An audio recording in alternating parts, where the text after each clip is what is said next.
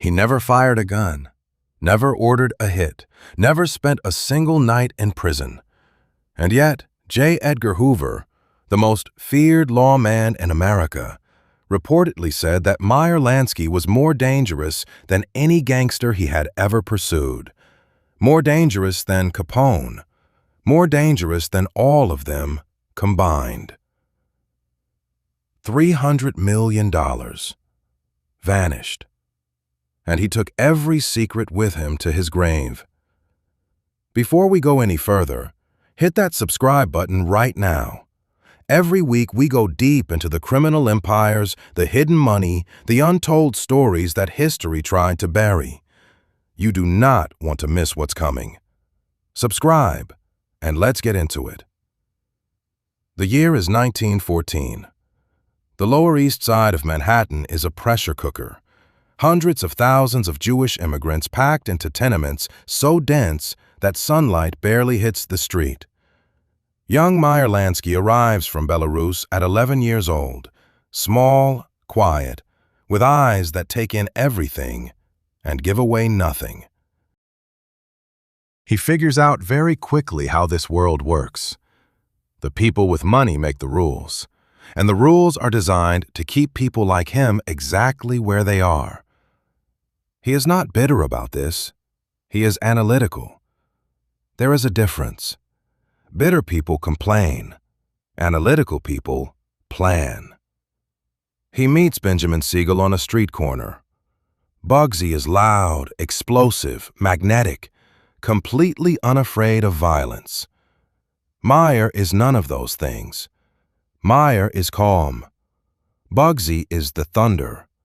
Meyer is the lightning you don't see coming until it has already hit you. Together they build a craps game from nothing, get robbed, come back the next day, and do it again. Meyer keeps track, not just of money, of patterns. His mind works like a machine that nobody else around him has access to, and he knows it. Then Prohibition begins in January of 1920, and Meyer Lansky, 17 years old and broke, looks at what just happened and sees not a law. He sees a market. What made Lansky different from every other criminal of his era was this. Most gangsters thought tactically. Where is the money today? Lansky thought structurally. Where is the money going to be in 5 years? And how do I build the infrastructure right now so that when it arrives, I am already there waiting? He partnered with Lucky Luciano and built something nobody had tried before in the underworld. Not a gang, but a business. With supply chains, formal partnerships, and a division of labor, Lansky handled the money. Siegel handled enforcement. Luciano handled the politicians and the police. Each man stayed in his lane.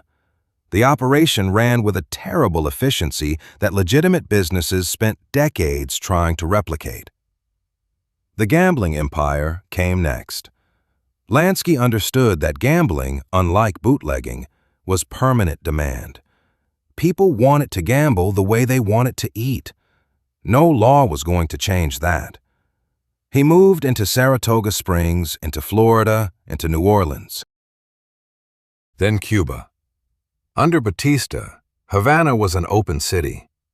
Lansky reportedly handed the dictator a suitcase containing $3 million in exchange for the right to run casinos in the major hotels. He personally built the Riviera, $14 million, the most glamorous casino in the world at that moment. At the peak of the Cuban operation, the network was generating somewhere between $30 and $100 million a year. The range is that wide because nobody could ever count it accurately. That imprecision was not an accident. It was an achievement, because here is where Lansky's true genius lived. Not in building the operations, in hiding what they made. The system he developed became the template for virtually every major money laundering operation that followed. Swiss bank accounts before most American criminals had ever heard the word Zurich. Shell companies and dummy corporations across a dozen countries, Bahamas, Liechtenstein, Luxembourg, Cayman Islands. He moved money through currency exchanges, through loan-back schemes where dirty cash was loaned back to him as legitimate credit, through investments in real estate that generated plausible paper income. The casinos were the engine. Cash businesses with enormous volume, nearly impossible to audit. Money was skimmed from counting rooms before it was ever officially recorded, then moved through 5 or 6 layering transactions across multiple jurisdictions until it emerged somewhere as clean money with a traceable history. The FBI knew exactly what he was doing. They just could not prove it in terms a jury could follow. Lansky, who never finished high school, consistently operated at a financial sophistication level that outpaced every government investigator pursuing him. His personal habits were deliberately boring. Modest apartments, unremarkable cars, diners. He dressed like an accountant because that is exactly what he wanted you to think he was. The IRS needs a lifestyle to attack. Lansky gave them nothing. Then, January of 1959. Castro walks into Havana, the Batista government collapses overnight, and Lansky's Cuban empire is gone. Nationalized, seized, shut down. He loses tens of millions in a single week and simply pivots. Deeper into the Bahamas, deeper into Las Vegas, where the mob's casino interests are generating revenues that beggar description. But the government is catching up. In 1970, a federal grand jury indicts him on casino skimming charges. He is 68 years old. He flies to Israel and invokes the law of return, settling in Tel Aviv, giving interviews, seeming almost to believe he has escaped. He has not escaped. The Israeli Supreme Court rules he can be deported. 2 years later, he boards a plane back to Miami, elderly, indicted, apparently finished. And then, the case collapses. The key witness contradicts. The financial structures are too complex, too well constructed for the available evidence to penetrate. The charges dissolve one by one. The one conviction that sticks, contempt of court, results in a fine. Not prison, a fine. He goes home to his apartment in Miami Beach. He walks on the beach. He plays cards with old men his own age. And he waits, not anxiously, but almost peacefully, as if he has already done the calculation and knows exactly how it comes out.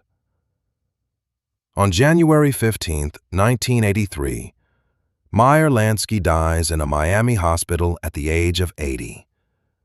Natural causes, in bed, with his wife beside him. The FBI's file on him runs to over 1 million pages, 40 years of sustained investigation, 0 prison time. His estate was valued at somewhere between $57,000 and $700,000. His declared assets included a modest apartment and some small investments. $300 million was nowhere to be found. No accounts, no property. No trusts with his name attached. Maybe the Cuban losses and the legal costs really did eat through most of it. Maybe he was never as wealthy as people imagined. Or maybe the money is still there, sitting in accounts under names no one alive can connect to him, compounding quietly in jurisdictions that do not cooperate with American law enforcement, patiently, invisibly, existing. He built a system whose entire purpose was to make money impossible to find. Is it really so surprising that it worked? The structures he pioneered are today the standard operating procedure for every major financial crime on Earth. The offshore accounts, the shell companies, the layered jurisdictions, the oligarchs, the kleptocrats, the sanctions evaders of the modern world are all working from the Lansky playbook. They just have better computers. Some men leave a body count. Meyer Lansky left something far more durable. He left a system. And systems, unlike men, do not age. They do not die in hospital beds. They just keep running. Word count, 1,071. Word count, 1,071.